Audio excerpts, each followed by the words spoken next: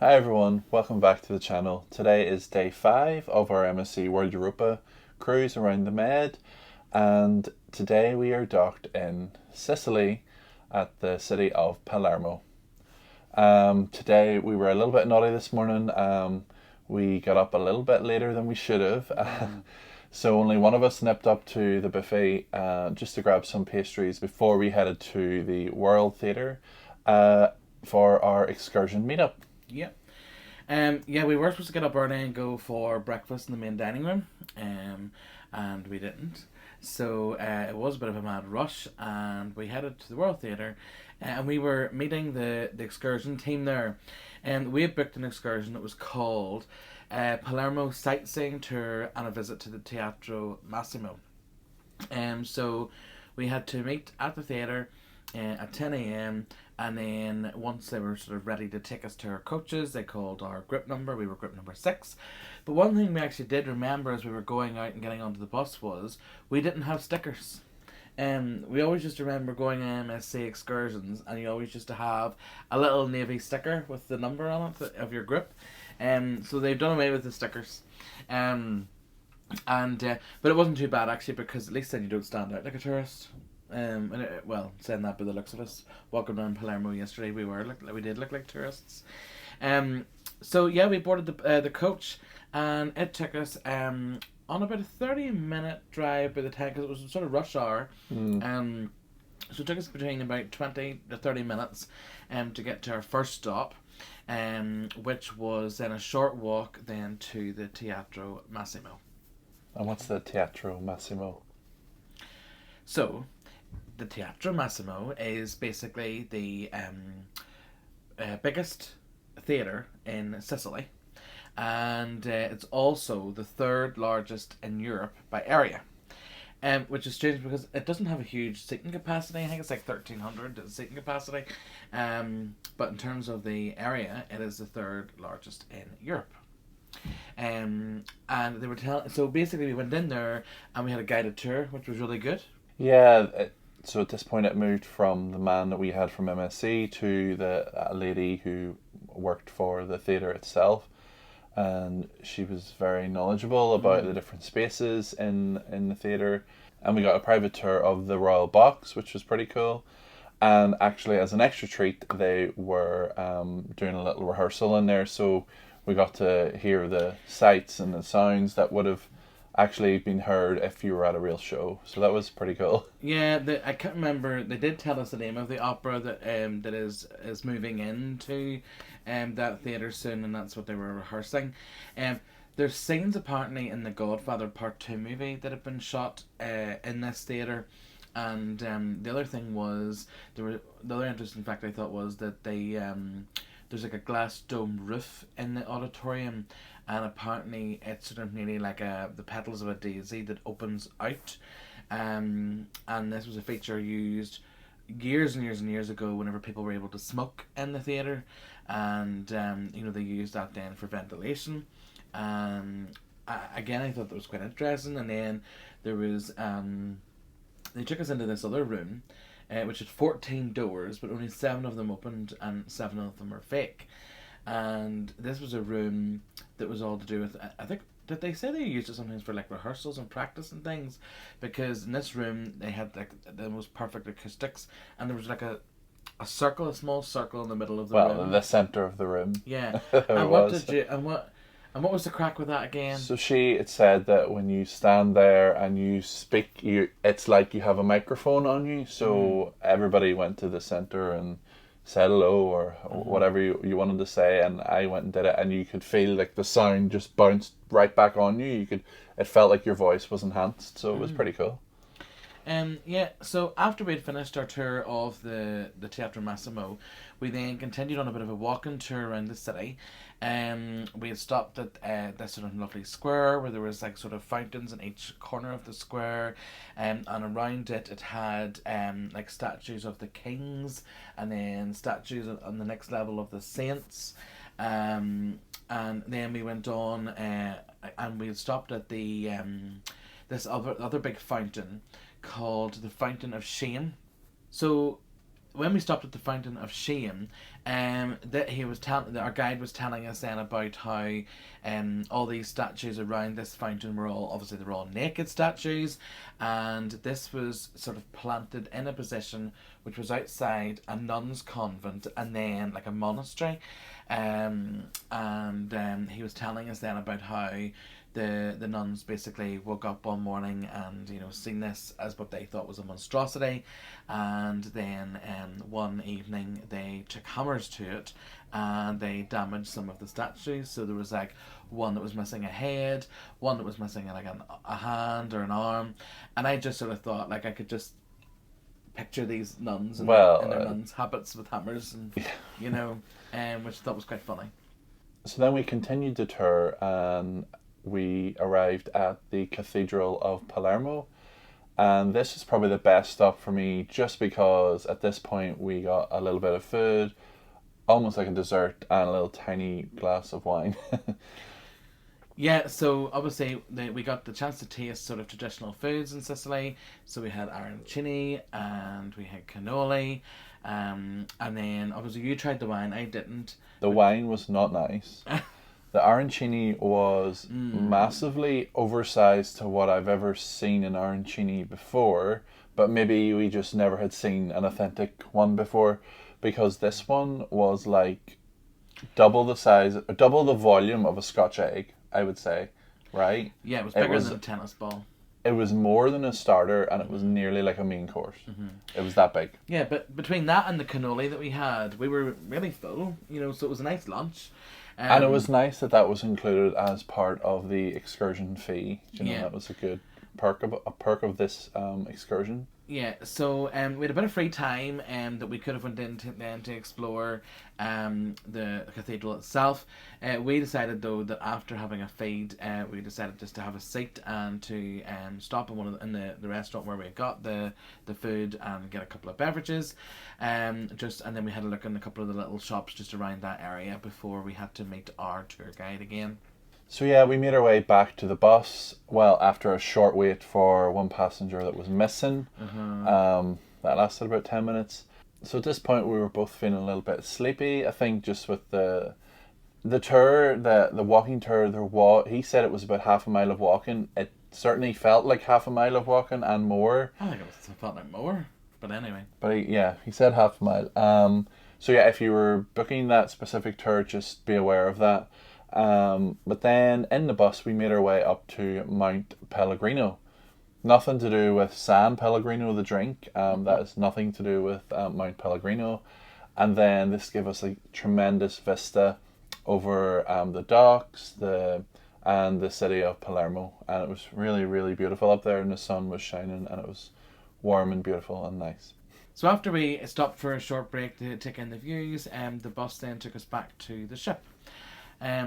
So yeah, we got back to the ship, grabbed a few beverages then to bring back to the cabin so we could have a bit of a rest. So for dinner tonight, again, we weren't too fussed on the main dining room, the bubbles menu. I didn't really want to go to the buffet either. No. Yeah, it's sort of been hit or miss with the buffet for us. Yeah. We were going to go to Masters of the Seas to see if they had their, because you can buy food in Masters of the Seas. But whenever we got in there, it was quite busy, and it was the first time we'd been in there and it was that busy. Yeah, and the options were like bangers and mash or like fish and chips. Yeah. Yeah, that was the two like big main options. And you weren't really fussing those. No, I wasn't. It was no point anyway because we wouldn't have got a table to actually sit and enjoy the food. So yeah. We ended up going to Pizza and Burger, and now initially when we went in, there wasn't any burgers, but once we were sitting 5 minutes, then everything that should have been there was there. So there was like little chicken bites, there was onion rings, there was the cheeseburgers, and the fries, and then there was a selection of desserts. And actually, there were odd desserts. They were like cupcakes and donuts and sort of very like modern desserts, not like your traditional cruise ship fare where it's all like little sliced, like almost tiny desserts, although they do have those as well. But yeah, it was okay. It wasn't the best meal by anybody's standards, but I thought it was a okay. terrible meal. I had a terrible meal. It was like, I hated it. It was, the food is just all right. I hate that. I hate that place. It's very that venue. chaotic. I hate Yeah. it. Yeah. I actually think I don't want to go back there the rest of this cruise. It's you know, as we've said before, it's just totally chaos. Literally, there's kids running around everywhere. I think, you know, because there's these free gaming machines, it has that appeal, you know, to, you know, have kids and stuff there. But I don't know. Maybe it's just I was just different as a kid. You know, my mum wouldn't allow me to literally run around the place. And Well, like the other you know, night as well, it was after 12, it was 12:15, and there was a kid sitting with his mum, and like, you know, it's up to that's like, fine, each to yeah, their own, but each to their own. But you know, the other thing was we couldn't get drinks. You could only have water.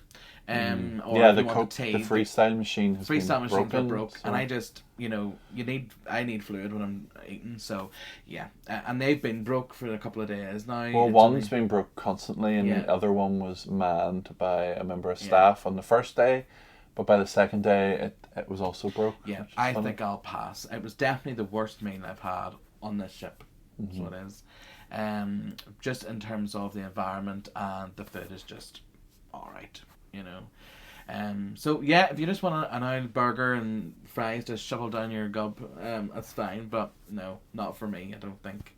And then to top it off, when we left that venue, some person, be it man, woman, or child, had been sick over as you left, and right in front of one of the stairways.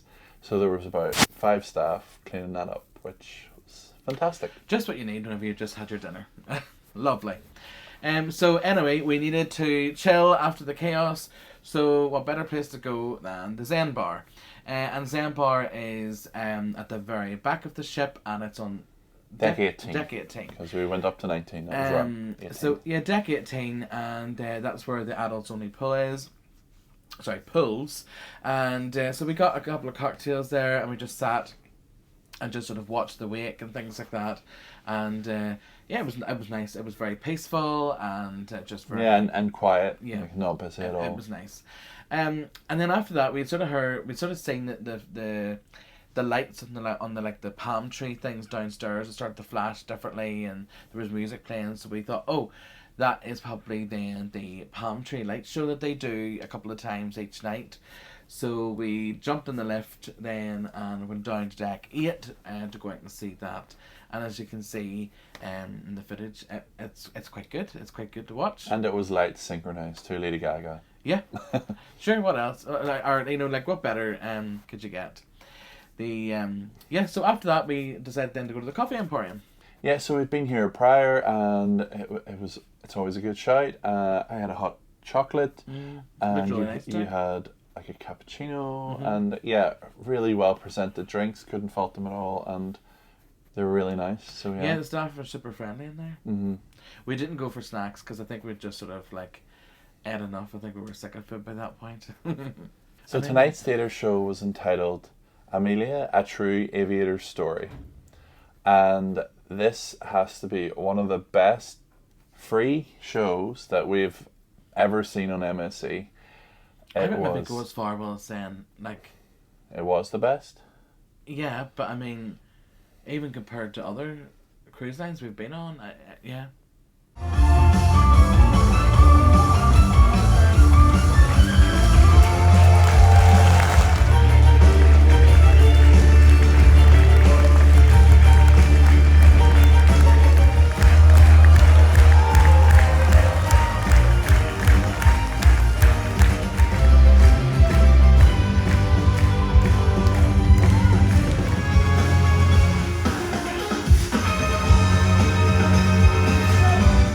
It was a really well produced show. It was the acts in it all sort of added to it. There was very much this build up of excitement even as you walked in, because the characters were coming out through the doors, and they were acting before it had started. And a lot of it echoed to one of the shows that we've seen on MSC Virtuoso, which was the Archimia show. It had a lot of similar acts in terms of like rollerbladers, jugglers, and like a circus circus type act. Yeah, there was a simple storyline, obviously, to follow in the show. There was very little singing in it. I think there was only one song, or maybe two, the whole show.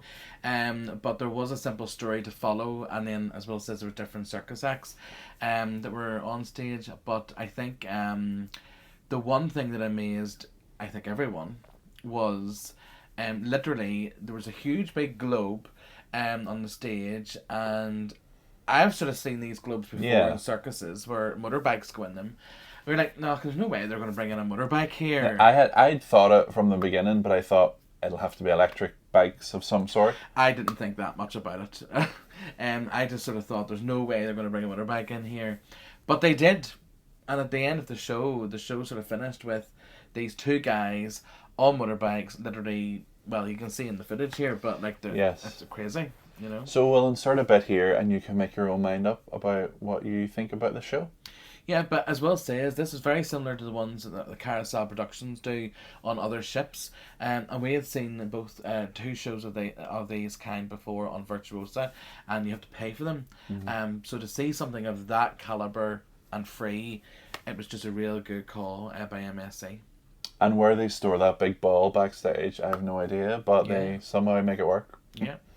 So after tonight was a night for shows, because there, like I said, we've said before, there's obviously the World Theatre at the front of the ship, and then there's the panorama lounge at the back of the ship, and we had sort of booked 2 shows, so we went then to the panorama lounge straight away to get our seats for what was called Ultimate Disco.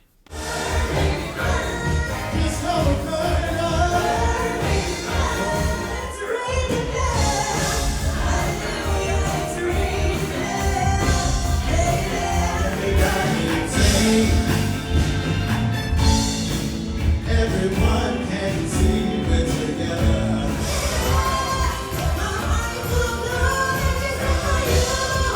This show was really good. You liked it as well. Yeah, no, I did like it. Yeah, a similar setup to the first show we'd seen, the Panorama Lounge, in that there was 2 singers and then a group of professional dancers, and then 2 aerial artists. So it was all that again combined in a package, but it was all disco tunes this time. Yeah, it was like, I Will Survive, and I loved the Nightlife, Boogie Wonderland, and Rain and Man, and all these great hits, and the audience were really, they were really into it, and Will even had his toe tapping, so that's how you know he liked the music. So that show really concluded our day 5 on board MSC World Europa. So we grabbed a couple of drinks and just headed back to the cabin to call the night. If you find this video useful, please consider giving it a like. And if you like these videos and this content, please consider subscribing to the channel and clicking the bell to be notified the next time we post a new video. Thanks so much for watching. Bye. Bye.